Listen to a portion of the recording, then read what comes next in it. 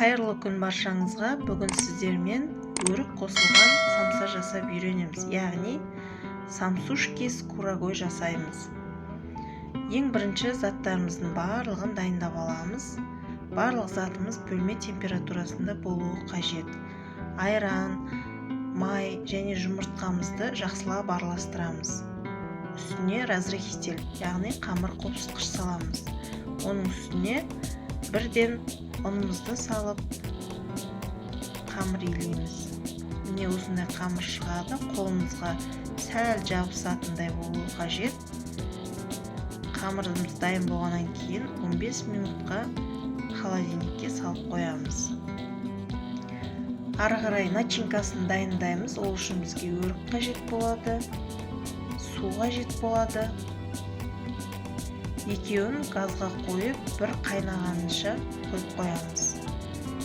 Бір қайнайды, сол кезде үстіне қантымызды салып, бірден блендермен араластырамыз. Не осындай начинка шығады. Оның үстіне біз крахмал саламыз. Яғни самса жасаған кезде начинкасы ағып кетпес үшін.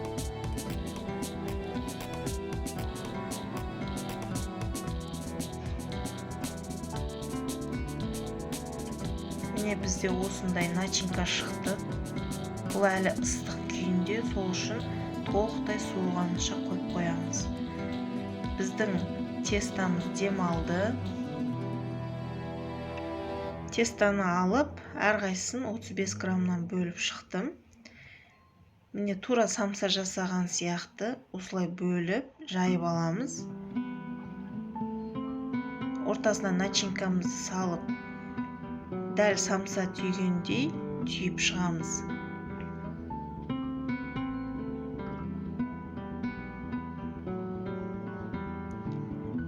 Көріп отырғандарыңыздай тесто өте жұмсақ, жұмыс істеуге өте қолайлы, ешқандай қиыншылық туғызбайды.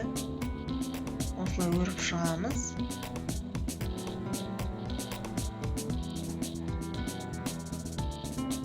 Енді видеодағылай осылай форма келтіреміз. Енді бұл формамызды жұмыртқаға аунатамыз. Жұмыртқадан алып, кунжутқа аунатамыз.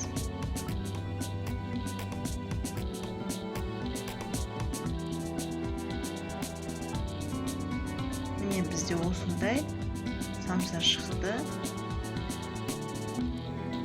Түсінікті болу үшін тағы да бір рет көрсеттім.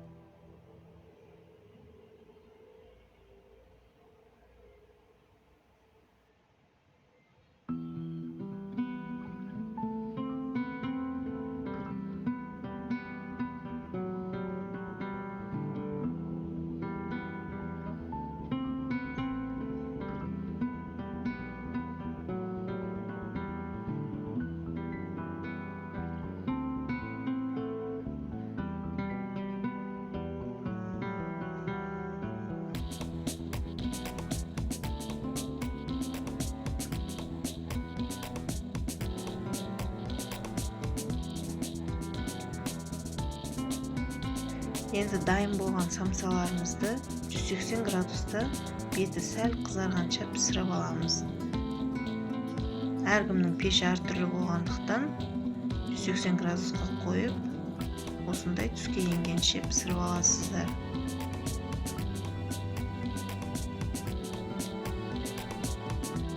Бұл әрі печенье сияқты жұмсақ болмайды, сәл қаттылау болып шығады.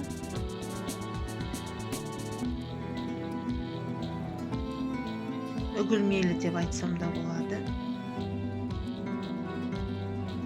Назарларыңызға рахмет. Сіздермен болған Айдана.